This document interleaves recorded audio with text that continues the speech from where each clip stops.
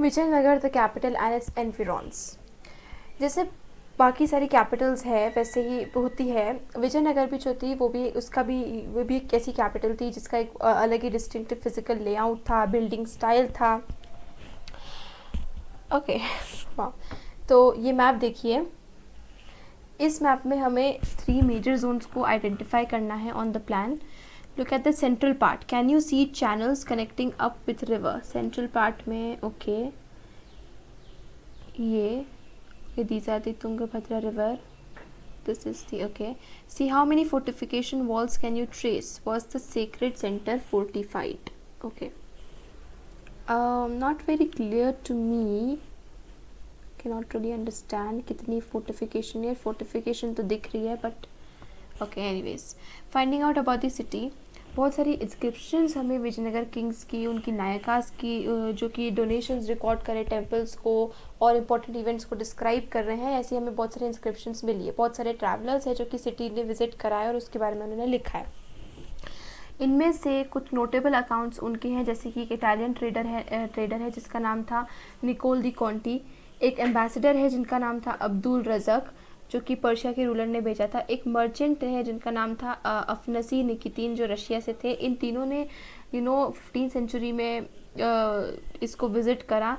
And Duarte Barbosa, Domingo Paes and Fernao Nuniz जो थे, तीनों पोर्चुगल से थे। और ये सब जो है, ये तीनों जो है वो 16th सेंचुरी में है। तो इनके अकाउंट्स हमें मिले हैं, जिस वजह से सिटी के बारे में हमें या फिर एम्पायर के बारे में बहुत कुछ इन्फॉर्मेशन मिली है। अ स्प्रॉलिंग सिटी, ये डोमिंगो पीस का डिस्क्रिप्शन है विजयनगर के बारे में। वो क्या लिखते हैं, ये साइज़ इतना बड़ा है सिटी का कि मैं बता नहीं सकता, यहाँ पे आपको मैं बता ही नहीं सकता कि कितना बड़ा है, क्योंकि एक स्पॉट से तो इसको देखा जा ही नहीं सकता। मैं एक बहुत बड़े हिल पे चढ़ा जहाँ से मुझे उसका एक अच्छा खासा पार्ट देखने को मिल गया, लेकिन फिर भी मैं पूरा नहीं देख पाई क्योंकि इसके बीच में बहुत सारे और रेंजेस हैं, हिल्स के रेंजेस है, इस वजह से मैं पूरी सिटी को नहीं देख पाया। यहाँ से मैंने जो देखा वो मुझे रोम जितना तो बड़ा लगा ही सही, और बहुत ब्यूटीफुल, बहुत सारे ट्रीज़ के ग्रूव्स, बहुत सारे अच्छे अच्छे सुंदर पेड़ है, गार्डन्स है घरों के, और ऐसे पानी के कंड्यूट्स है, चैनल्स है जो कि उसको इसके बीच में से फ्लो कर रहे हैं। जगह जगह पर यहाँ पर लेक्स है। एंड किंग के पास तो उसके खुद के पाम ग्रोव, पैलेस के अंदर पाम ग्रोव और बाकी फ्रूट, अच्छी अच्छी रिच बेरिंग फ्रूट ट्रीज़ हैं। तो what will you find these features in a city today? Yes, I think हमें कुछ सारे फीचर्स तो नहीं, but lake is I don't think कि बहुत ज़्यादा कॉमन होगा आज के टाइम में सिटीज़ में लेक्स का मिलना, या फिर ऐसे रिवर चैनल्स का, वाटर्स का मिलना सिटी के बीच में। बट वो डिपेंड करता है वैसे जगह टू जगह भी, जैसे कि जो रीजन से जैसे रिवर फ्लो करती है, जैसे यूपी, बिहार वगैरह रीजन में ये चीज़ पॉसिबल हो सकती है। साउथ में भी जो रिवर्स है उसमें पॉसिबल हो सकती है। आई थिंक सेंट्रल और वेस्टर्न पार्ट्स में ये इतना ज़्यादा पॉसिबल ना हो, बट ये depends from region to region. Why do you think the gardens and water bodies were selected for special mention by Peace? क्योंकि आई थिंक ये गार्डन्स और वाटर बॉडीज जो थी ना, ये प्लान्ड थी और बहुत ही सुंदर तरीके से इसको प्लान करा गया था, which is not something that you find in daily, मतलब इस टाइम पर इतना कॉमन नहीं था ये चीज़। तो आई थिंक कि ये प्लान करी गई थी, इसलिए स्पेशली डोमिंगो ने सिलेक्ट करी थी और इसका डिस्क्रिप्शन दिया था। वाटर रिसोर्सेज, विजयनगर की लोकेशन के बारे में सबसे स्ट्राइकिंग फीचर जो है वो है कि इसके जो रिवर है, जो रिवर तुंगभद्रा है, तुंगभद्रा यहाँ पर एक नेचुरल बेसिन फॉर्म करती है, और तुंगभद्रा एक नॉर्थ ईस्टर्ली डायरेक्शन में फ्लो करती है, नॉर्थ ऊपर की तरफ और ईस्टर्ली डायरेक्शन में फ्लो करती है। जो सराउंडिंग लैंडस्केप है वो बहुत ही सुंदर ग्रेनाइट हिल्स हैं, और कुछ तो ऐसी है कि जो सिटी के अराउंड एक पूरी एक फोर्टिफिकेशन जैसे गर्डल जैसे फॉर्म करती है, और बहुत सारी ऐसी छोटी छोटी स्ट्रीम्स है जो कि इन रिवर्स के मतलब हिल्स के नीचे से बहकर और इस तरीके से सुंदर सीनरी प्रोवाइड करती है। सभी केसेस में रिवर्स के ऊपर एम्बैंकमेंट्स बनाए गए थे स्ट्रीम्स के ऊपर, ताकि वाटर रिजर्वॉयर्स को क्रिएट कर सके पानी के लिए। और क्योंकि ये पेनिनसुला का सबसे ज़्यादा एरिड जोन है, और इसमें बहुत सारे एलैबोरेट अरेंजमेंट्स किए गए थे ताकि पानी रेन वाटर को स्टोर करा जा सके और सिटी के लिए यूज़ करा जा सके, सिटी पर्पसेस के लिए पूरे सिटी में। तो सबसे इम्पोर्टेंट जो टैंक जो कि early years of 15th century में बनाया गया था वो अब कमलापुरम टैंक के नाम से जाना जाता है। और इस टैंक से जो पानी है वो ना ही मतलब वो फील्ड्स को तो इरिगेट करती थी, पर वो रॉयल सेंटर तक भी जाता था कमलापुरम टैंक से। जो एक प्रोमिनेंट वाटर वर्क जो हम आज देख सकते हैं, मतलब इन रूइंस में हमें पता चलता है, वो है हिरिया कैनल। ये कैनल जो है वो तुंगभद्रा पर एक डैम है, वहाँ से वाटर को ले जाती है और वैली को इरिगेट करती है, कल्टिवेटेड वैली को इरिगेट करती है, जो कि सेक्रेड सेंटर और अर्बन सेंटर को सेपरेट करती है। तो ये शायद संगम डायनेस्टी के किंग्स ने बनाया था। ये देखिए, ये यहाँ पर एक जो कि अर्बन सेंटर और सेक्रेड सेंटर को सेपरेट करते हुए यहाँ पर आई थिंक ये कल्टिवेटेड वैली है। तो हिरिया कैनल जो है वो यहाँ पर इस पे वाटर प्रोवाइड करती है, इरिगेशन प्रोवाइड करती है। हाउ टैंक्स वर बिल्ट, एक टैंक के बारे में कृष्णदेव राय जिन्होंने कंस्ट्रक्ट करा था टैंक को, उसके बारे में पीस क्या लिखते हैं। राजा ने एक टैंक बनाया था 2 हिल्स के माउथ पे, ठीक है, ताकि जितना भी पानी है वो दोनों मतलब एक ना एक साइड से तो गिर के वहाँ पर कलेक्ट हो ही जाए। इसके अलावा पानी जो है वो 3 लीग मतलब 15 किलोमीटर जो है बाय पाइप्स आता है, जो कि उसके लोअर पार्ट्स में मतलब रेंजेस के लोअर पार्ट में रन करती है ये पाइप्स वहाँ से। तो ये पानी जो है वो एक लेक में लाया जाता है जो खुद ही ओवरफ्लो कर जाती है एक लिटिल रिवर में, मतलब लेक भी इतनी बड़ी हो गई कि वो भी एक छोटी सी नदी जैसी बन जाता है। जो टैंक है उसके 3 बड़े बड़े पिलर्स हैं, बहुत अच्छे अच्छे फिगर्स कार्व्ड आउट है, और ये जो है वो कुछ पाइप्स के साथ कनेक्टेड है जिससे आज उनको वाटर मिलता है और फिर वो पानी जो है वो गार्डन्स और राइस फील्ड्स को इरिगेट करते हैं। इस टैंक को बनाने के लिए उसने कहा कि जो राजा है उसने एक पूरी पहाड़ को तोड़ा है, और टैंक में मैंने बहुत सारे लोगों को काम करते हुए देखा, और कम से कम 15 से 20 हज़ार लोग जो कि वो काम कर रहे होंगे, और ऐसा लग रहा था कि जैसे छोटी छोटी चींटियां हैं जो इस टैंक में काम करी। 15 से 20 हज़ार। ये एक्विडक्ट है leading into the royal centre. आप देख सकते हैं किस तरीके से पानी का प्रॉपर और एडवांस्ड अरेंजमेंट हमें यहाँ पर देखने को मिलता है। फोर्टिफिकेशंस एंड रोड, इसके पहले कि हम सिटी के डिफरेंट पार्ट्स को देखें डिटेल में, हम देखते हैं एक ग्रेट फोर्ट्रेस वॉल्स के बारे में हम पढ़ते हैं जो कि इन अलग अलग पार्ट्स को एनकम्पस करती है। जो अब्दुल रज़क है, अब्दुल रज़क पर्शिया के एम्बेसडर ने आज जो कोझिकोड है जो उस वक्त कैलीकट का था, मतलब पर्शिया से कैलीकट भेजा गया अब्दुल रज़क समरकंदी को, जिसके बारे में हमने चैप्टर नंबर 5 में भी पढ़ा है।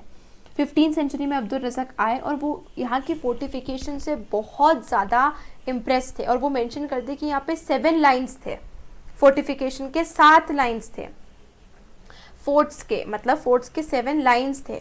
अब ये जो है ये सिर्फ सिटी को एनसर्कल नहीं करते थे, लेकिन इनके बीच में एग्रीकल्चर और हिंटरलैंड और फॉरेस्ट भी थे।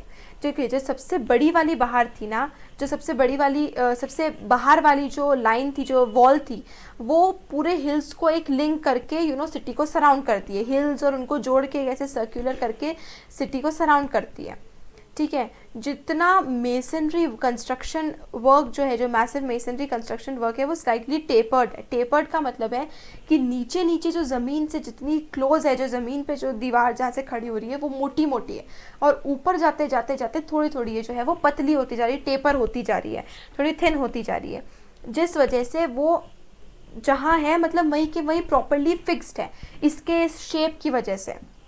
और वॉल्स का जो इनर पोर्शन है उसको मतलब वो अर्थ पैक्ड विथ रबल एक उसका नाम है, एक चीज़ का वो एक सब्सटेंस है, तो उसको रबल के साथ पूरी तरीके से अच्छे से पैक कर दिया जाता है, और इसमें से स्क्वायर और रेक्टेंगुलर बैस्टियंस है वो आउटवर्ड्स हमें प्रोजेक्टेड दिखते हैं। सबसे सिग्निफिकेंट चीज़ इस फोर्टिफिकेशन के बारे में जो है वो अब्दुल रज़क बताते हैं कि इनके बीच में एग्रीकल्चरल ट्रैक्ट्स है, मतलब 2 दीवारों के बीच में हमें एग्रीकल्चर होते हुए दिख रहा है, फील्ड्स दिख रहे हैं। अब्दुल रज़क नोट करते हैं कि पहली और दूसरी और तीसरी वॉल्स के बीच में जो है वो कल्टिवेटेड फील्ड्स, गार्डन्स और घर है, और पीस ऑब्जर्व करते हैं कि यहाँ से इस सर्किट से जब तक हम सिटी तक एंटर करते हैं वो एक बहुत अच्छी खासी डिस्टेंस हम कवर कर लेते हैं, जहाँ पर हमें फील्ड्स दिखते हैं, और इन फील्ड्स में वो लोग चावल उगाते हैं, बहुत सारी में गार्डन्स है, इनमें अच्छे खासा पानी है और पानी जो है वो 2 लेक से आता है। इस तरीके से हमें डिस्क्रिप्शन पीस और अब्दुल रज़क के इससे हमें मिलता है, अकाउंट से मिलता है।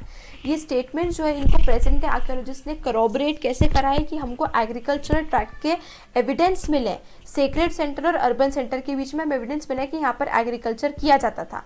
ये ट्रैक्ट जो था इसको मतलब पानी जो मिलता था वो एक बहुत ही एलैबोरेट कैनाल सिस्टम से मिलता था और ये कैनाल में पानी जो आता था वो तुंगभद्रा रिवर से आता था। तो आप देख सकते हैं कितनी प्रॉपर, कितनी हाई लेवल की प्लानिंग यहाँ पर हमें होती हुई दिख रही है।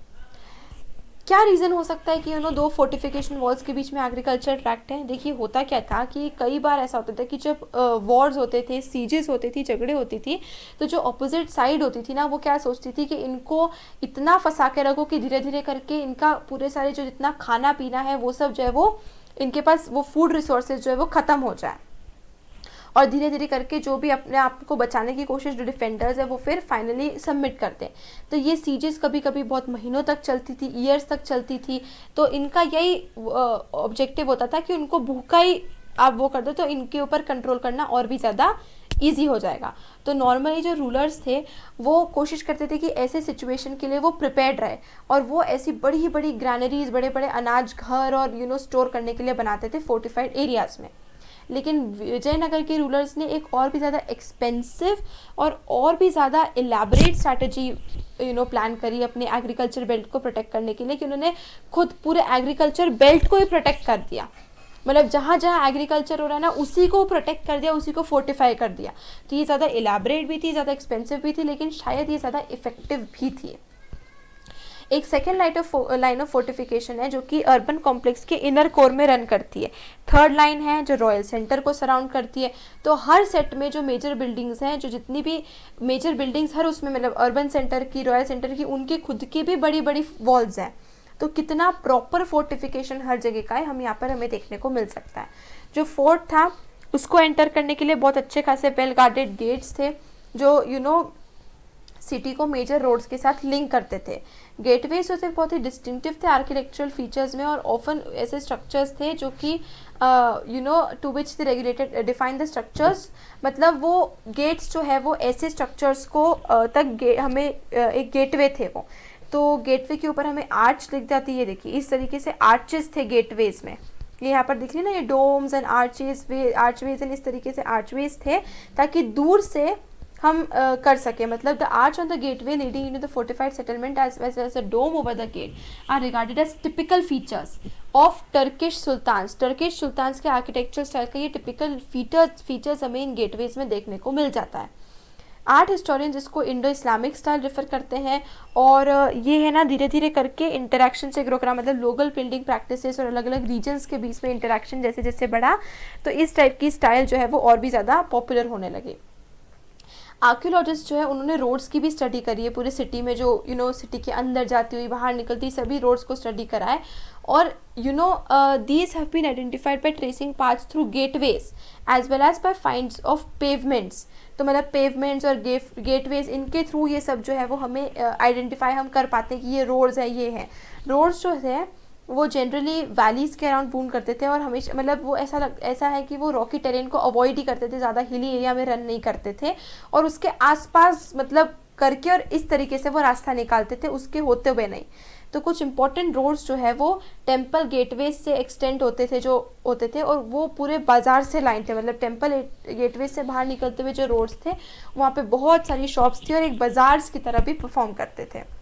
ये देखिए ये गेटवे फोर्टिफिकेशन वॉल में ये gopuram. Describe the similarities and differences between these two entrances. What do you think the rulers of Vijayanagar adopted elements of? Why do you think adopted elements of Indo-Islamic architecture? Impress हुए होंगे and उसके और भी ज़्यादा reasons हो सकते हैं कि कंटिन्यूस इंटरेक्शन की वजह से उसका इफेक्ट तो आया होगा सुल्तान्स का और उनके आर्किटेक्चर का। इनके बीच में देखिए एक चीज़ है कि इनकी हाइट अच्छी खासी है, बड़े बड़े हैं और ये डिफरेंसेस बहुत सारे हैं। ये तो डोम है, आर्चवे है, इंडो इस्लामिक तरीके का है। ये गोपुरम जो है वो और ज़्यादा साउथ इंडियन स्टाइल देखने से लगता है और ये इतना आर्चवे नहीं है, बहुत ही सर्कुलर नहीं है। तो ये डिफरेंस तो बहुत क्लियरली हम देख सकते हैं। अब दी अर्बन कोर, फोर्टिफिकेशन और वाटर रिसोर्सेज के बाद अब हम अर्बन कोर पे आते हैं। अगर हम अर्बन कोर तक जाती हुई रोड्स के अलॉन्ग मूव करें तो बहुत कम आर्कियोलॉजिकल एविडेंस है कि यहाँ पर ऑर्डिनरी लोगों के घर होते होंगे। आर्कियोलॉजिस्ट ने ये फाउंड करा है कि यहाँ पे फाइन चाइनीज़ पोर्सलेन मिली है कुछ एरियाज़ में से, और स्पेशली जो नॉर्थ ईस्ट कॉर्नर है अर्बन कोर का, ये सजेस्ट करता है कि इन एरियाज़ में थोड़े रिच ट्रेडर्स रहा करते होंगे, क्योंकि फाइन चाइनीज़, थोड़ी सी एक्सपेंसिव चाइनीज़ पोर्सलेन मिली है। जो टूम्स है, और ये जो एक वो मुस्लिम रेसिडेंशियल क्वार्टर भी था, क्योंकि यहाँ पर हमें बहुत सारे टूम्स और मॉस्क मिले हैं बहुत अलग अलग फंक्शंस करते हुए, और उनका आर्किटेक्चर जो है वो हम्पी के जो टेम्पल है उनके मंडपास से मिलता हुआ है। मतलब उनका आर्किटेक्चर बहुत ज़्यादा इंडो इस्लामिक नहीं है। तो एक पोर्चुगीज़ ट्रैवलर थे बारबोसा, वो 16th सेंचुरी में इस तरीके से ऑर्डिनरी लोगों के हाउसेस को डिस्क्राइब करते हैं जो आज डेट तक सर्वाइव तो नहीं हो पाए। The other house of the people are thatched but nonetheless well built and arranged according to occupations in long streets with many open places। तो वो डिस्क्राइब करते हैं कि जो लोगों के घर है वो प्रॉपर्ली थैच्ड है और उनको अकॉर्डिंग टू ऑक्यूपेशंस जो है वो लाइन करे गए हैं। तो फील्ड सर्वेज इंडिकेट करते हैं कि ये जो पूरा एरिया है इसमें बहुत सारी छोटी छोटी श्राइन्स थी, टेम्पल्स थी, जो कि इसमें ये दिखाते हैं कि यहाँ पे बहुत सारे कल्ट्स प्रैक्टिस किए जाते थे और अलग अलग कम्युनिटीज़ को यहाँ पर सपोर्ट, मतलब यहाँ पर अलग अलग कम्युनिटीज़ रहती थी एंड बिजनेस वगैरह जो भी लाइवलीहुड करती थी। सर्वे ये भी इंडिकेट करते हैं कि वेल्स, रेन वाटर टैंक्स और टेम्पल टैंक्स जो थे उन्होंने सोर्सेज ऑफ वाटर पूरे ऑर्डिनरी टाउन डवेलर्स को भी सोर्सेज ऑफ वाटर उन्होंने सप्लाई करा होगा, सिर्फ एक छोटे सेक्शन ऑफ पीपल को नहीं। ये एक part of an excavated pavement, ये शार्ड्स ऑफ चाइनीज़ पोर्सलेन जो कि हमें मिला था। ये है अ मॉस्क इन विजयनगर। आप मॉस्क को देख सकते हो, it's architectural style is very very different, इसका स्टाइल बहुत डिफरेंट है।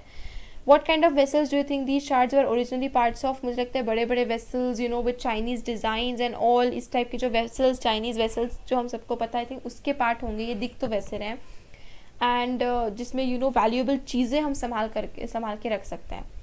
Does the mosque have typical features of Indo Islamic architecture? Not at all, बिल्कुल भी नहीं है। इसमें बहुत ही अच्छा खासा हमें साउथ इंडियन इन्फ्लुएंस देखने को मिल रहा है मॉस्क में। द रॉयल सेंटर जो था वो साउथ वेस्टर्न पार्ट में लोकेटेड था सेटलमेंट के। आप प्लीज़ ये मैप को देखिए एंड इसके साथ वो करिए, देखिए रॉयल सेंटर ये south western part, urban core जो था वो थोड़ा सा ईस्टर्न पार्ट में था, sacred centre was in the north western part. Okay, इसमें मतलब दो इसको रॉयल सेंटर डेजिग्नेट किया जाता है, लेकिन फिर भी इसमें 60 से भी ज़्यादा टेम्पल्स है। क्लियरली टेम्पल्स का पैट्रोनेज होना और बहुत इंपॉर्टेंट था कल्ट्स का, क्योंकि रूलर्स के लिए और इनका अपने रूल को लेजिटिमाइज करने के लिए, अपनी अथॉरिटी इस्टेब्लिश करने के लिए बहुत इंपॉर्टेंट था कि वो गॉड्स एंड गॉडेसेस से एसोसिएट करते रहे, डिविनिटीज से एसोसिएट करते रहे। 30 बिल्डिंग कॉम्प्लेक्सेस है, उनको पैलेसेस आइडेंटिफाई करा गया है। ये रिलेटिवली लार्ज स्ट्रक्चर्स हैं एंड लगता नहीं कि इनका कोई रिचुअल फंक्शन से एसोसिएशन होगा। एक डिफरेंस इन स्ट्रक्चर्स के और टेम्पल्स के बीच में ये है कि जो टेम्पल्स हैं वो प्योरली मेसनरी से कंस्ट्रक्ट करे जाते थे, मतलब पत्थर, स्टोन वगैरह से, जबकि जो ये बिल्डिंग्स है, जो ये पैलेस और ये वाले बिल्डिंग्स हैं, इनको पेरिशेबल मटेरियल से, मतलब इनका सुपर स्ट्रक्चर, मतलब ऊपर का जो पार्ट है उनको पेरिशेबल मटेरियल जैसे वुड वगैरह हो सकता है उससे कंस्ट्रक्ट करते थे। द महानवमी डिब्बा, कुछ और डिस्टिंक्टिव फीचर्स इस एरिया के हैं कि इसमें जो नेम्स साइन करे हैं वो फॉर्म ऑफ बिल्डिंग्स और उनके फंक्शंस, जैसे किंग्स पैलेस जो है वो सबसे बड़ा इनक्लोजर, सबसे बड़ी वो है, लेकिन अभी तक इसने कोई ऐसा एविडेंस हमें नहीं दिया है कि यार सच में भी ये किंग का या रॉयल का रेसिडेंस था, मतलब यहाँ पे सच में भी किंग रहते थे। इसके दो इम्प्रेसिव प्लेटफॉर्म्स है जिनको यूजुअली कहा जाता है, एक तो कहा जाता है ऑडियंस हॉल और दूसरा होता है महानवमी डिब्बा। पूरा की पूरा कॉम्प्लेक्स जो है हाई वॉल से सराउंडेड है, डबल वॉल से सराउंडेड है और इनके बीच में एक स्ट्रीट रन कर रही है। ओके, जो ऑडियंस हॉल है उसका प्लेटफॉर्म बहुत ही हाई है और उसमें स्लॉट्स है वुडन पिलर्स के लिए क्लोज एंड रेगुलर इंटरवल्स पर। तो इसका एक स्टेयरकेस है जो कि 2nd फ्लोर तक जाती है और वो स्टेयरकेस जो है इन पिलर्स के ऊपर रेस्ट करा, मतलब पिलर्स और उसके ऊपर से स्टेयरकेस जा रही है। पिलर्स जो है वो बहुत ही पास क्लोजली स्पेस्ड है, तो फ्री स्पेस बहुत ज़्यादा देखने को नहीं मिलती है, तो अभी तक हमें समझ नहीं आया कि इस ऑडियंस हॉल का यूज़ क्या रहा होगा। एक हम बात करते हैं महानवमी डिब्बा। महानवमी डिब्बा जो है वो सबसे हाईएस्ट पॉइंट्स ऑफ सिटी पर लोकेटेड है। एक बहुत बड़ा सा प्लेटफॉर्म है जो कि 11,000 स्क्वायर फीट की राइज तक हाइट तक राइज कर रहा है, height of 40 feet and base इसका 11,000 स्क्वायर फीट है, 40 फीट की हाइट तक। एविडेंस है कि इसके ऊपर मतलब जैसे ये महानवमी डिब्बा का नीचे का प्लेटफॉर्म है, ये 40 फीट की हाइट ये है और ये बेस 11,000 फीट का है और इसके ऊपर जो है वो एक ऐसा स्ट्रक्चर होगा जो कि वुड का बना हुआ होगा, ऐसा हम स्पेक्यूलेट करें, और वो वुड जो है वो अब डिके हो गया, टूट गया, पूरा ख़राब हो गया। इसका जो बेस है इसके ऊपर रिलीफ कार्विंग्स है, ये देखिए इस तरीके की रिलीफ कार्विंग्स इसके पूरे बेस पर हमें यहाँ पर दिख जाती है। महानवमी डिब्बा के साथ बहुत सारी रिचुअल्स मतलब जो रिचुअल्स एसोसिएट की जाए है वो है महानवमी। महानवमी मतलब great 9th day of the 10 day Hindu festival, जो कि ऑटम मंथ्स के द्वारा मतलब सितंबर अक्टूबर में ऑटम मंथ्स के टाइम पर एक 10 दिन का हिंदू फेस्टिवल होता है जिसको हम लोग दशहरा बोलते हैं। तो उसके 9th डे, उसके 10 दिन का फेस्टिवल होता है और उसके 9th डे को हम लोग महानवमी कहते हैं। तो शायद महानवमी के दिन जो भी सेलिब्रेशंस होती होगी वो इसी महानवमी डिब्बा में होती होगी, ऐसा हम लोगों ने एसोसिएट करा है। इसमें दुर्गा पूजा मतलब इसको दशहरा बोलते हैं नॉर्थ इंडिया में, दुर्गा पूजा बोलते हैं बंगाल में, और नवरात्रि या महानवमी बोलते हैं पेनिनसुलर इंडिया में। जो विजयनगर किंग्स है इस दिन अपनी पावर, प्रेस्टीज और जितनी भी इनके पास जो है उसके इस ओकेजन पे वो अपना इन सब चीज़ों को डिस्प्ले करते थे। ये कार्विंग्स ऑन दी महानवमी डिब्बा, can you identify the themes of the carvings. देखिए एक तो मुझे हंटिंग सीन्स दिख रहे हैं, एक मुझे वर्शिप होते हुए कुछ दिख रहे हैं, कुछ इस तरीके से एक हॉर्स है और ये कुछ डीटी या कुछ ऐसे कोई प्रोमिनेंट फिगर बैठे हुए वो दिख रहे हैं, इस तरीके से कुछ I am not very sure but I can make out. ये एलिवेशन ड्राइंग है लोटस महल की। ये एलिवेशन जो होता है वो एक वर्टिकल व्यू होता है किसी भी ऑब्जेक्ट या स्ट्रक्चर का। ये आपको आइडियाज़ देता है ऐसे फीचर्स के बारे में जो मैं प्लेन फोटोग्राफ में नहीं देख पाते। फोटोग्राफ में जो चीज़ें हम नहीं देख पाते सामने से उसके बारे में ही हमें ये ड्राइंग्स जो है वो देता है। तो आप आर्चेस देखिए, ये सब आर्चेस बहुत ही क्लियरली दिख रहे हैं, ये सब इंडो इस्लामिक टेक्निक से इंस्पायर्ड है। ये देखिए ये आर्चेस है, ये डिटेल्स है आर्चेस पर, लोटस महल की आर्चेस पर। जो सेरेमोनीज़ इस दिन परफॉर्म की जाती है उसमें एक तो है कि इमेज की वर्शिप, जो भी उनकी डीटी इमेज होती थी उसकी वर्शिप करते थे। जो स्टेट हॉर्स है उसका वर्शिप करते थे। बफेलोज की सैक्रिफाइस करा जाता था, अदर एनिमल्स का सैक्रिफाइस किया जाता था। डांस होते थे, रेसलिंग मैचेस होती थी, प्रोसेशंस निकलते थे, हॉर्सेस, एलिफेंट्स, चैरियट्स और सोल्जर्स के प्रोसेशन निकले थे। रिचुअल प्रेजेंटेशंस होते थे किंग के सामने और उसके गेस्ट के सामने। चीफ नायकास जो होते थे, सबऑर्डिनेट किंग्स जो होते थे, वो आकर इनके सामने रिचुअल परफॉर्मेंसेस देते थे। ये सेरेमोनीज जो थे इनके डीप सिंबॉलिक मीनिंग था। आखिरी दिन जो था फेस्टिवल का, उस दिन किंग जो है वो अपनी आर्मी को इंस्पेक्ट करता था, नायकास की आर्मी को इंस्पेक्ट करता था। बहुत बड़ी ग्रैंड सेरेमोनी होती थी बड़े से फील्ड में। इस ओकेजन पे नायकास जो है वो अच्छे खासे रिच गिफ्ट्स और ट्रिब्यूट्स लाते थे किंग के लिए, अपनी रॉयल्टी और ट्रिब्यूट दिखाने के लिए। क्या महानवमी डिब्बा जो है ये आज भी मतलब जो आज है मतलब ये क्या कोई इलेबरेट रिचुअल का सेंटर था, हम इतना पता नहीं लगा पाए। स्कॉलर्स ने पॉइंट आउट करा कि जो स्पेस है इसके सराउंडिंग स्ट्रक्चर की, उसके पास इतनी स्पेस या इलेबरेट प्रोसेशन के लिए जगह दिखती तो नहीं है आर्म्ड मैन एंड वुमेन की जिस तरीके से है, या फिर कि बहुत ज़्यादा जगह नहीं है कि बहुत सारे लोग और एनिमल्स इसमें फिट हो सके। पर जैसे कि रॉयल स्ट्रक्चर में और भी सारे स्ट्रक्चर्स है, तो इसका भी एनिग्मा है, ये भी हमें पता नहीं है कि इसका रियल पर्पस क्या होता होगा। Other buildings in the royal centre, one of the most beautiful buildings in the royal centre, इसका नाम दिया गया है लोटस महल और इसका नाम दिया गया है ब्रिटिश ट्रैवलर्स के द्वारा 19th सेंचुरी में। ये नेम जो है ये रोमांटिक तो है लेकिन हिस्टोरियंस को ज़्यादा पता नहीं है कि ये बिल्डिंग किस काम के लिए यूज़ करी जाती थी। एक सजेशन जो मैकेंजी के मैप में बताता है कि शायद ये काउंसिल चेंबर होगा, वो जगह जहाँ पर किंग जो है वो अपने एडवाइजर्स से मिलते होंगे। बहुत सारे टेम्पल्स जो है वो सीक्रेट सेंटर में लोकेटेड है, लेकिन बहुत सारे टेम्पल्स रॉयल सेंटर में भी लोकेटेड है। एक जो स्पेक्टेकुलर है उसमें से हज़ारा लाम टेम्पल है। ये इसका मतलब होता होगा कि ये जो है ये प्रॉबली किंग और उसकी रॉयल फैमिली ही इसको यूज़ करती होगी। और सेंट्रल शाइन में जो इमेजेस है वो मिसिंग है, वो हमें दिखती नहीं, लेकिन वॉल्स के ऊपर हमें स्कल्प्टेड पैनल्स दिखते हैं और इसमें रामायण के सीन्स हमें वॉल्स के इनर वॉल्स के ऊपर बहुत ही अच्छी तरीके से स्कल्प्टेड दिखते हैं। बहुत सारे स्ट्रक्चर्स विजयनगर में जो है वो डिस्ट्रॉय करे गए थे जब इस सिटी को सैक करा था 1565 में। जो ट्रेडिशंस ऑफ बिल्डिंग मतलब ये जो पैलेशियल स्ट्रक्चर्स का जो ट्रेडिशन है बिल्ड करने का, वो नायक थे उन्होंने कंटिन्यू रखा और बहुत सारी बिल्डिंग जो है वो आज भी सर्वाइव करती है। ये देखिए ये लोटस महल है, ये उसका फोटोग्राफ है और ये उसी का एलिवेशन ड्राइंग है। ये देखिए ये उसका फोटोग्राफ है। तो इसमें बहुत सारी चीज़ें जो हम इसमें क्लियरली नहीं देख पाते वो फोटोग्राफ में हमें देखने को मिलता है। ये elevation of the elephant stables है और ये plan of the elephant. Elevation मतलब वर्टिकली सामने से जो हमें दिखता है और प्लान मतलब ऊपर से जो हम उसको देखते हैं। ओके तो एलिवेशन में देखिए आप, जैसे कि ये है वो ये है, इसको ऊपर से मतलब ऊपर से ऐसे आसमान से ऊपर आप नीचे देखोगे तो ये प्लान की तरह दिखेगा, इस तरीके से दिखेगा। ओके ये प्लान जो है वो हॉरिजॉन्टल व्यू देता है स्ट्रक्चर का, और एलिवेशन जो है वो ऐसे वर्टिकल व्यू देता है ऐसे।